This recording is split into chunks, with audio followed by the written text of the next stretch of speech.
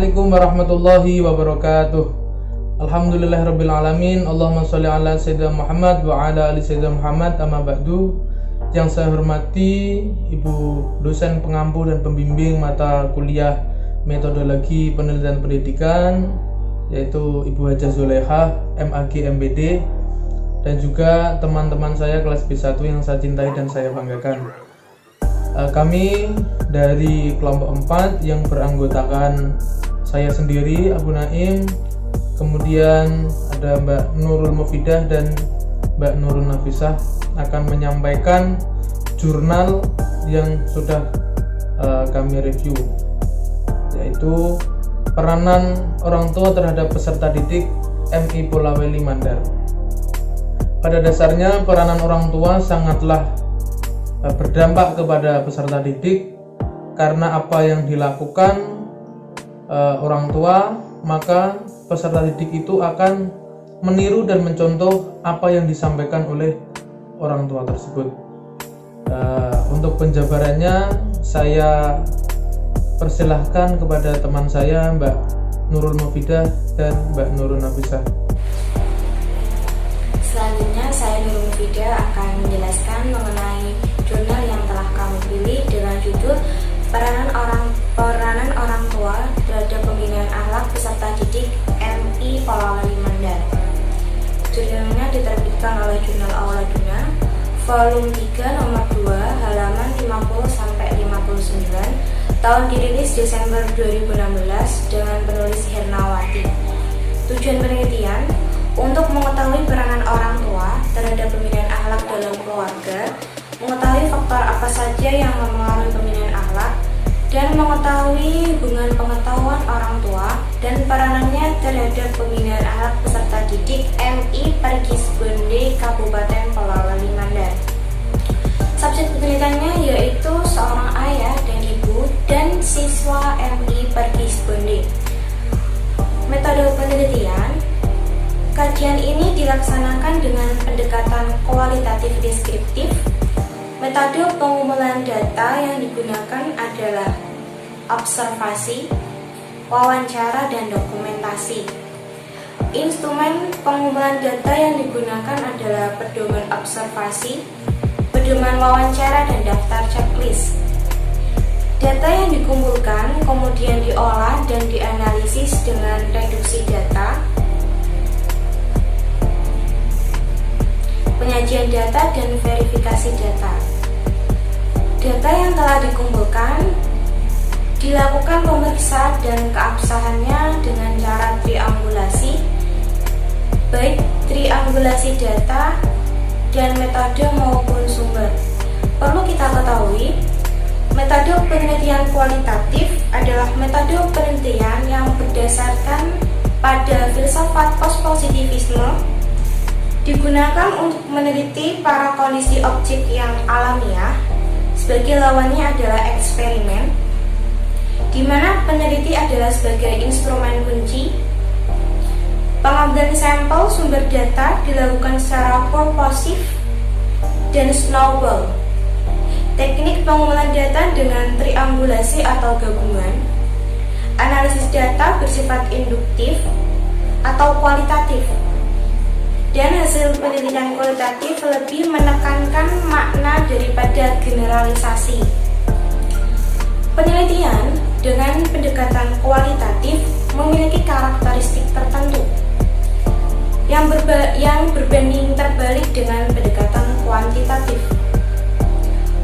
Penelitian kualitatif berpijak pada konsep naturalistik, artinya bahwa penelitian kualitatif melihat bahwa kehidupan itu terus berkembang.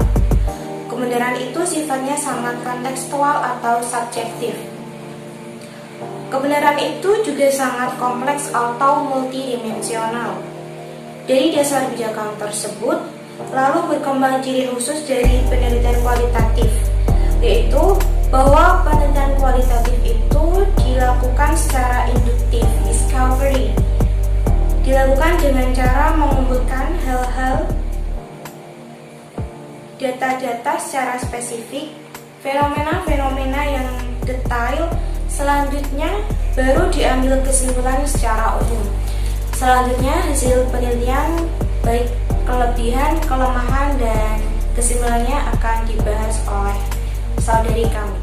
Hasil penelitian dari jurnal yaitu yang pertama, beberapa hal yang menjadi alasan kurangnya perhatian orang tua terhadap pembinaan akhlak peserta didik, yaitu orang tua terlalu sibuk terhadap pekerjaannya. Ada peserta didik yang tidak tinggal bersama orang tuanya. Orang tua peserta didik acuh tak acuh terhadap pendidikan anaknya, dan sebagian orang tua menyerahkan pembinaan akhlak pada gurunya di sekolah dan guru mengajinya di sekitarnya. Yang kedua, lingkungan peserta didik tidak hanya sebatas di sekitar tempat tinggalnya. Lingkungan yang bermaksud mencakup lebih luas, contoh media elektronik yang sudah beredar di mana-mana sangat berperan penting bagi peserta didik dalam mengemban kepribadiannya. Yang ketiga, peranan ayah dan ibu dalam mendidik anak-anaknya adalah sumber kasih sayang, pengasih dan pemelihara, tempat mencurahkan isi hati dan mengatur kehidupan rumah tangga. Pendidikan dalam keluarga merupakan tahap awal dalam upaya pembentukan kepribadian anak. Peranan keluarga dalam pembinaan akhlak peserta didik di MI Perkis Bonda Kabupaten Polewali Mandar, yaitu orang tua ayah dan ibu bertanggung jawab atas kelangsungan hidup anaknya dari segi jasmani dan rohaninya, dan orang tua menjadi teladan bagi anak-anaknya. Kesimpulan yang diambil adalah 1. Alasan orang tua kurang berperan terhadap pembinaan akhlak peserta didik karena orang tua terlalu sibuk terhadap kerjaannya. Yang kedua, orang tua yang tingkat pemahaman agama Islam kurang, keutuhan dalam keluarga, dan orang tua yaitu ayah dan ibu tidak tinggal satu atap bersama anaknya karena faktor pekerjaan di luar daerah. Yang ketiga, faktor yang mempengaruhi pembinaan akhlak peserta didik adalah faktor lingkungan keluarga, lingkungan sekolah, dan faktor lingkungan masyarakat.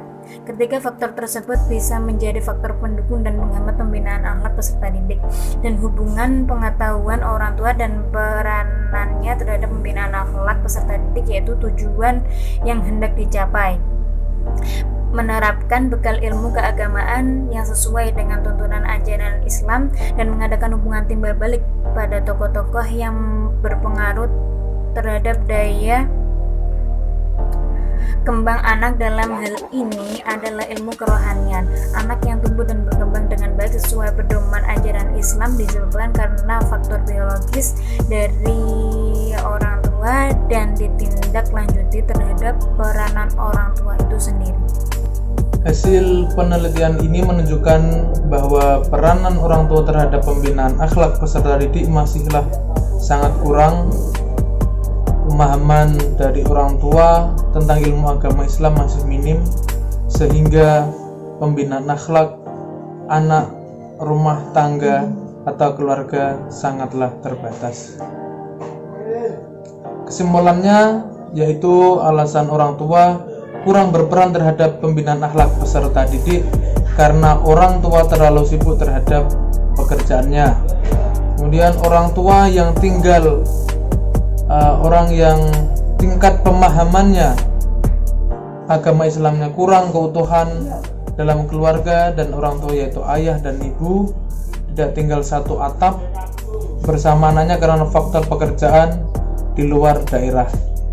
Kemudian ada faktor yang mempengaruhi pembinaan akhlak peserta didik adalah faktor lingkungan keluarga, lingkungan sekolah, faktor dan juga lingkungan masyarakat. Mungkin kelebihan dan kelemahannya dari teori dan model analisis yang kami gunakan mungkin kurang tepat. Abstraknya yang ditulis cukup mewakili seluruh isi jurnal.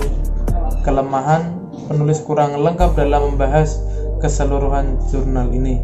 Terima kasih, kami dari kelompok 4. Semoga bermanfaat bagi kita semua. Mungkin kalau ada kesalahan atau kekurangan atau kata yang kurang berkenan, mohon dimaafkan.